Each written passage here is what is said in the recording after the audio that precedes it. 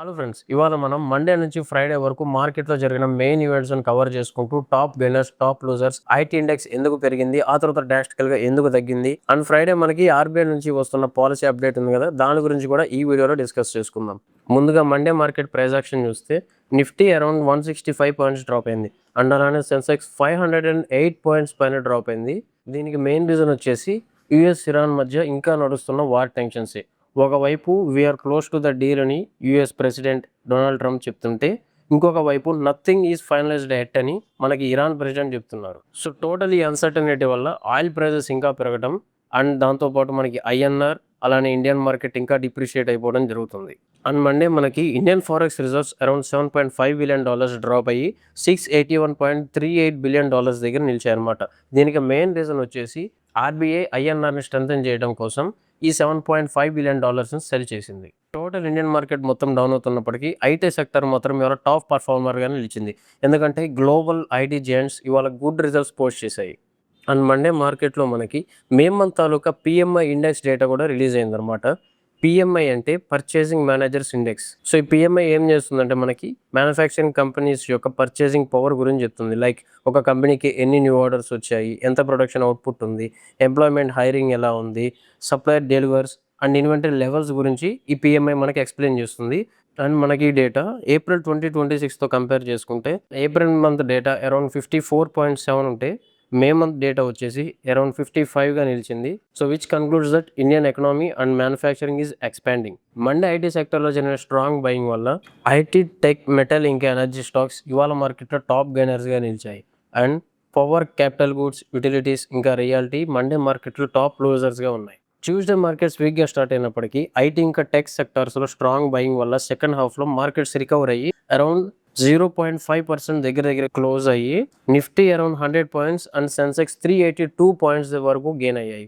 And Tuesday market ఇంత స్ట్రాంగ్గా perform చేయడానికి ఇంకొక రీజన్ వచ్చేసి ఇండియా ఇంకా అమెరికా మధ్య జరుగుతున్న బయోలేటరల్ ట్రేడ్ అగ్రిమెంట్ గురించి కొన్ని కీ ఇంప్రూవ్మెంట్స్ కనపడటం. అలానే ట్యూస్డే మార్కెట్లో మన ఫిజికల్ డెఫిసిట్ డేటా కూడా రిలీజ్ అయింది. లాస్ట్ ఫైనాన్షియల్ ఇయర్లో అరౌండ్ 4.8 వరకు ఉన్న మన ఫిజికల్ డెఫిసిట్ ఇయర్ మాత్రం 4.4లో క్లోజ్ అయింది, which was very good for Indian economy. మనం ఓమెన్ కంట్రీతో చేసుకున్న ఫ్రీ ట్రేడ్ అగ్రిమెంట్ ఉంది కదా, సో ఈ ఫ్రీ ట్రేడ్ అగ్రిమెంట్ ఏదైతే ఉందో ఇది నిన్నటి నుంచి అంటే జూన్ 1 నుంచి అమలైందనమాట. ఇక నుంచి మనం ఓమెన్కి చేసే ఎక్స్పోర్ట్స్ పైన ఎటువంటి ట్యాక్సెస్ లేకపోవడం వల్ల మన ప్రొడక్ట్స్ ఇంకా చీప్ అయ్యే ఛాన్సెస్ ఉంది. సో ఈ ఒక్క ట్రేడ్ అగ్రిమెంట్ మన ఎక్స్పోర్ట్స్ని ఇంకా పెంచే ఛాన్స్ ఉందన్నమాట. ట్యూస్డే మనకి ఇంకా సౌత్ ఆఫ్రికాకి జరిగిన ఎంఎస్ఎంఈ కోఆపరేషన్ మీటింగ్స్ ఉన్నాయి కదా, ఇవి చాలా సక్సెస్ఫుల్గా కంప్లీట్ అయ్యాయి. అండ్ ఈ టాక్స్ తర్వాత ఈ 2 కంట్రీస్లో ఉన్న ఎంఎస్ఎంఈ సెగ్మెంట్ ఏదైతే ఉందో ఇది ఇంకా బూస్ట్ అవుతుందని 2 కంట్రీస్ చెప్తున్నాయి. ఇందులో కీ ఫోకస్ ఏరియాస్ వచ్చేసి ఫైనాన్స్, ఎంటర్‌ప్రెన్యూర్‌షిప్ ఇంకా డిజిటలైజేషన్. అండ్ ట్యూస్డే మనకి both European and Asian markets రెండు కూడా హయ్యర్గానే క్లోజ్ అయ్యాయి. అట్లానే ట్యూస్డే మార్కెట్ గమనిస్తే ఐటీ, టెక్, కన్స్యూమర్ డ్యూరబుల్స్ ఇంకా టెలికాం సెక్టర్స్ టాప్ గెయినర్స్గా నిలిచాయి. And utilities, power, health care ఇంకా ఆయిల్ అండ్ గ్యాస్ అలానే పిఎస్యూ సెక్టర్స్ ఇవాళ టాప్ లూజర్స్గా ఉన్నాయి. అండ్ ఐటీ స్టాక్స్లో మనం సెకండ్ డే కూడా బుల్లిష్ మూమెంటం చూడొచ్చు. టీసీఎస్ అరౌండ్ 6.5% పెరిగింది and Infosys around 5.66%, HCl tech 4.18, అలానే టెక్ మహీంద్రా కూడా 1.68% పెరిగింది. అలానే టాప్ లూజర్స్ చూసుకుంటే NTPC, axis bank, power grid, Bajaj finance ఇంకా ఐసిఐసిఐ బ్యాంక్ మనకి ట్యూస్డే టాప్ లూజర్స్గా ఉన్నాయి. ముందుగా వెడ్నెస్డే మార్కెట్స్ చూసుకుంటే నిఫ్టీ అరౌండ్ 78 పాయింట్స్ డౌన్ అయింది అండ్ సెన్సెక్స్ 303 పాయింట్స్ దగ్గరగా డౌన్ అయింది. దీనికి మెయిన్ రీజన్ వచ్చేసి యుఎస్ నుంచి వస్తున్న టారిఫ్ థ్రెట్. యుఎస్ మళ్ళీ అడిషనల్గా 12.5% టారిఫ్ విధించాలని డిసైడ్ అయింది. అండ్ ఇది ఇండియానే కాదు, అరౌండ్ 54 కంట్రీస్ని టార్గెట్ చేస్తూ చెప్తుంది. ఇది ఇండియన్ ఎక్స్పోర్టర్స్కి ఒక బిగ్ థ్రెట్ అని చెప్పొచ్చు. ఈ న్యూస్ బయటకు రాగానే IT and pharma sectors down అవడం మనకు క్లియర్గా కనపడుతుంది. టీసీఎస్ అరౌండ్ 8.4%, టెక్ మహీంద్రా 6.3%, అలానే హెచ్సిఎల్ టెక్ 5.2% అండ్ ఇన్ఫోసిస్ 3.8% దగ్గరగా డౌన్. ఇండియా ఎన్ని స్ట్రగుల్స్ ఫేస్ చేస్తున్నప్పటికీ మే మంత్ పిఎంఐ డేటా చాలా పాజిటివ్గా రావడం మనకు ఒక మంచి గ్రోత్ డ్రైవర్ అని చెప్పొచ్చు.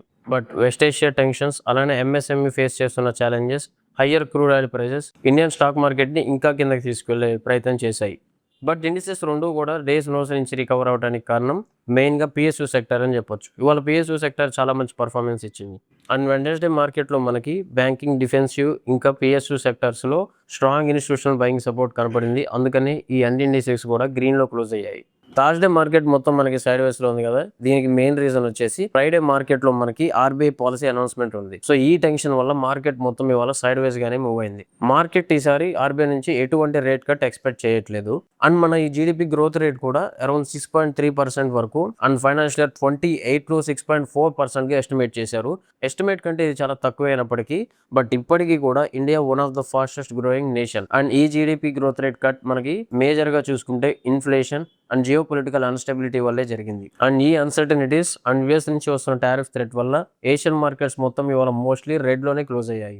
థర్స్డే మార్కెట్ లో మనకి క్రిసిల్ నుంచి ఒక ఇంట్రెస్టింగ్ డేటా రిలీజ్ అయింది. ఆటో కాంపోనెంట్ కంపెనీస్ ఏవైతే ఉన్నాయో వీటి మార్జిన్స్ అరౌండ్ 12% వరకు డ్రాప్ అయ్యే ఛాన్స్ ఉంది. అండ్ అది కూడా ఈ ఫైనాన్షియల్ ఇయర్ లో అని క్రిసిల్ చెబుతుంది. బట్ రా మెటీరియల్ కాస్ట్ పెరుగుతున్నప్పటికీ ఒక గుడ్ డిమాండ్ ఉండటం వల్ల కంపెనీస్ సర్వైవ్ అవ్వచ్చని మనం ఎక్స్పెక్ట్ చేయొచ్చు. టోటల్గా ఇవాళ మార్కెట్లో మనం చూస్తే కన్స్యూమర్ డ్యూరబుల్స్, క్యాపిటల్ గూడ్స్ ఇంకా టెలికామ్ సెక్టర్స్ టాప్ గెయినర్స్గా నిలిచాయి. అండ్ మెటల్, ఐటీ ఇంకా టెక్ కంపెనీస్ టాప్ లోజర్స్గా ఉన్నాయి. కేవలం ఆర్బీఐ పాలసీ టెన్షన్ ఒకటే కాదు, ఐటీ స్టాక్స్లో మళ్ళీ వస్తున్న స్ట్రాంగ్ సెల్లింగ్ అండ్ మిగిలిన కంపెనీస్లో వస్తున్న స్ట్రాంగ్ ప్రాఫిట్ బుకింగ్ వల్ల ఇండియన్ మార్కెట్ ఇవాళ సైడ్ వేస్లో ఉంది. అండ్ థర్స్డే మార్కెట్లో మనకి టైటన్ చాలా స్ట్రాంగ్గా పర్ఫామ్ చేసింది కదా, అరౌండ్ 4% వరకు పెరిగింది. దీనికి కారణం ఏంటి అంటే ఫైనాన్షియల్ 2030కి వీళ్ళ రెవెన్యూ డబుల్ చేయాలన్న ఏంతో వీళ్ళు పనిచేస్తున్నారు. అండ్ వీళ్ళ సిఏజిఆర్ కూడా అరౌండ్ 20% అప్సెట్ టార్గెట్గా పెట్టుకున్నారు. అండ్ ప్రెసెంట్ జ్యువెలరీ సెక్టర్లో టైటన్కి అరౌండ్ 8.5% మార్కెట్ షేర్ ఉంది. అండ్ ఫైనాన్షియల్ ఇయర్ 30కి వీళ్ళు అరౌండ్ 11% షేర్ని టార్గెట్గా పెట్టుకున్నారు.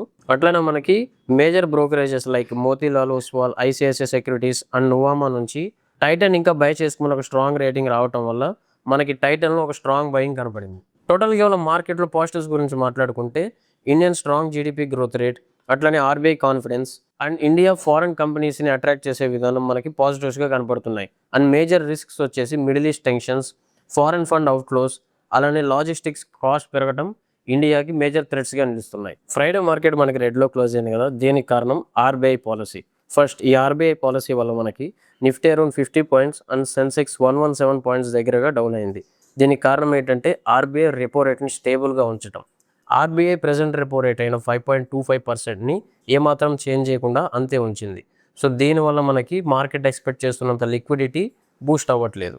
సో రేట్ కట్ ఎక్స్పెక్ట్ చేసిన వాళ్ళకి డిసప్పాయింట్మెంట్ రావడం వల్ల మనకి ఫ్రైడే మార్కెట్ మొత్తం డౌన్లోనే ఉంది. ఫైనాన్షియల్ 27 జీడిపి ఎస్టిమేట్ అరౌండ్ 6.9% నుండి 6.6%కి తగ్గించడం జరిగింది. మనకి జీడిపి ఎస్టిమేట్ కట్ అవ్వటం వల్ల గ్రోత్ కూడా స్లో అయ్యే ఛాన్స్ ఉంది. ఇది ఇన్వెస్టర్ సెంటిమెంట్ ఇంకా వీక్ చేస్తుంది. ఆర్బీఐ ఈసారి రేట్ కట్ ఇవ్వకపోవడానికి మెయిన్ కారణం వచ్చేసి మనకి inflation concern. CPI inflation around 4.6% estimate నుండి 5.1%కి పెంచారు. అంటే మనకి ప్రైసెస్ ఇంకా ఎక్కువ పెరిగే ఛాన్స్ ఉన్నాయి. సో ఇన్ఫ్లేషన్ పెరగటం వల్ల మన గ్రోత్ రేట్ కూడా తగ్గే ఛాన్స్ ఉంది. ఇన్ని బ్యాడ్ న్యూస్లో ఒక గుడ్ న్యూస్ కూడా ఫ్రైడే జరిగిందనమాట. అదేంటి అంటే మనకి ఎఫ్డిఐ డేటా రిలీజ్ అయింది. అండ్ అది లాస్ట్ ఇయర్తో కంపేర్ చేస్తే అరౌండ్ 18% పెరిగింది. And that's around $58.84 billion. And మన ఫారెక్స్ రిజర్వ్స్ కూడా ఇంకా స్టేబుల్గానే ఉన్నాయి, అరౌండ్ $862 బిలియన్. సో ఇవాళ మార్కెట్లో టాప్ గెయినర్స్ చూసుకుంటే యూటిలిటీస్, రియాలిటీ, హెల్త్ కేర్ ఇంకా బ్యాంకెక్స్ టాప్ గెయినర్స్గా నిలిచాయి. Metal, telecom, IT sectors top లూజర్స్గా ఉన్నాయి. సో మెయిన్గా ఆర్బీఐ నుంచి వచ్చిన అప్డేట్ చూస్తే రెపో రేట్ ఏం చేంజ్ చేయలేదు, జీడిపి గ్రోత్ రేట్ కూడా కట్ అయింది అండ్ ఇన్ఫ్లేషన్ ఫోర్కాస్ట్ కూడా ఇంక్రీజ్ అయింది. దాంతోపాటు గ్లోబల్ టెన్షన్స్ కూడా ఇంకా రైజ్ అవటం, వీటన్నిటి కారణం వల్ల మార్కెట్ ఇవాళ స్లైడ్ గా డౌన్ కి క్లోజ్ అయింది. ఇలాంటి మరింత మార్కెట్ డేటా తెలుసుకోవాలనుకున్నా, అదర్స్ మీరు ట్రేడింగ్ అండ్ ఇన్వెస్టింగ్ గురించి నేర్చుకోవాలనుకుంటున్నా, ఇప్పుడే ట్రేడింగ్ వైస్ ఇన్స్టిట్యూట్ ను విజిట్ అవ్వండి.